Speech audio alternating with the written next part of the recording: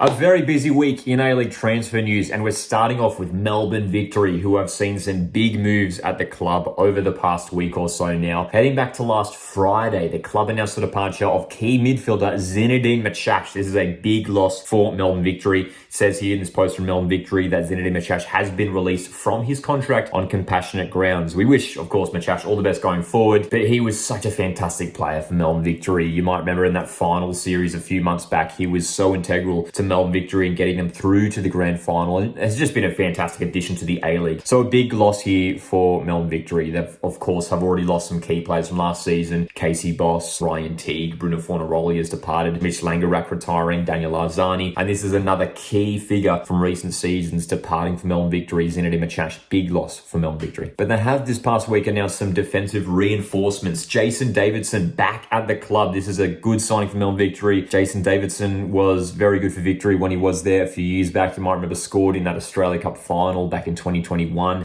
Coming back from a stint over in Europe, former Socceroos defender who I'm sure still has aspirations of making the World Cup squad for next year. And maybe that's part of the thinking from Davidson coming back to Victory, where potentially he could get some regular game time. They have also announced the signing of young Socceroos captain Sebastian Esposito. This is a top signing for Melbourne Victory. A very promising young defender. Again, he starred for the young Socceroos in that Under-20 Asian Cup earlier this year. They've got plenty of depth now in that backline Melbourne Victory. Just looking at that centre-back positions there, Esposito coming in alongside the likes of Roderick Miranda, Lockie Jackson. We know Josh Rawlins can play in there. Brendan Hamill will be coming back from injury as well. And Jason Davidson can even slot in at centre-back as well. Sticking with Melbourne Victory, Alana Murphy has departed the club, securing a move to SC Sand in Germany. Really exciting for Murphy to head over to Europe. She's been very good for Victory in recent seasons, still just 19 years of age, and has recently made a breakthrough into the Matilda squad over the past year as well. A player with enormous promise, and again, part of that contingent of young players coming through who feel like they're the next generation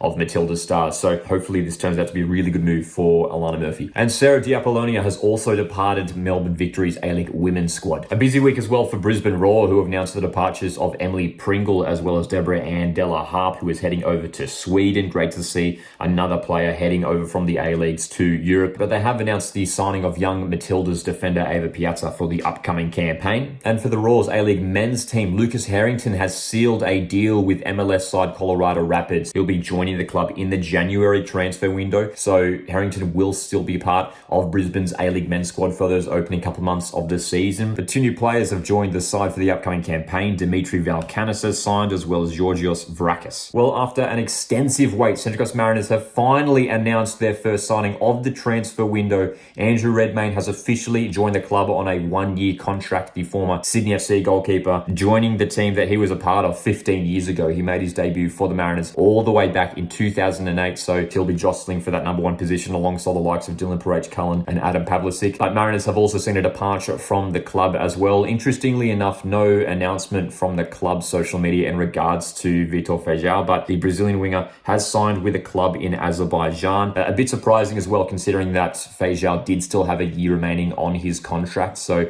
we're yet to hear from the Mariners officially whether there's a transfer fee involved for Feijão, but he will not be at the Mariners this season. Sydney FC will have big aspirations of bouncing back after a disappointing A-League women's campaign last time around. They have announced the signing of American attacker Jodie Ulukokul for the upcoming campaign, excuse my pronunciation there, and they have also recruited 22-year-old goalkeeper Tiana Robertson for the upcoming season, so plenty of competition for places in that goalkeeper role for Sydney FC for the upcoming season. Now, this excerpt coming from a recent article published by Marco Monteverde, some news regarding Sydney FC. Congo international Marcel Tisserand could be set to join the Sky Blues. That would be a huge defensive boost for Sydney FC. A lot of experience in some of the top divisions in Europe, and that's an area of the park that we know Sydney FC need to recruit in, and that's where they were looking a little bit frail last season. So that would be a great signing for Sydney FC. No official announcement yet, but again, this news coming from Marco Monteverde. And alongside that news, Macarthur FC could be bringing back Damien De Silva to the A-League, which would be a top signing for the Bulls. You might remember he was at Melbourne Victory a couple of years ago, a solid defender, and again, that would really strengthen that Bulls backline. It would be a top signing for Macarthur. Sticking with the Bulls, they have re-signed experienced defender Matt Yerman for the upcoming season, so that defense is looking pretty solid at the moment for the Bulls. An exciting return for Newcastle Jets fans. Melina Ayres has returned for the upcoming campaign. A really top striker, has spent time at Melbourne Victory in the past as well. A huge boost here for Newcastle Jets in their attack for the upcoming campaign. name. Newcastle Jets this past season have also announced the re-signing of midfielder Claire Adams, while Joel Bertolicio has joined the A-League men's team, joining from Appia Leichhardt. Well, we have been discussing it for the last couple of weeks, and it is official. Archie Goodwin is departing and heading to the MLS to join up with Charlotte FC. Adelaide United are set to receive a transfer fee for this deal. He just spent the one season at the Reds. Obviously, a fantastic season for Archie, winning the Golden Boot at Adelaide United. So, of course, it's a big loss for the Reds. They still have young striker Luka Jovanovic there, but you'd imagine they'll look to recruit for that position for the upcoming season. Over at Western Sydney Wanderers, they have brought defender Ruan Tongik back to the club, and Melbourne City have recruited experienced English defender Daniel Turner on a 2-year deal. And a big week of re-signings at Perth Glory. 8 players re-signing for the upcoming season, which have been announced over the last week. Some key players in these re-signings, the likes of Susan Fonson-Cam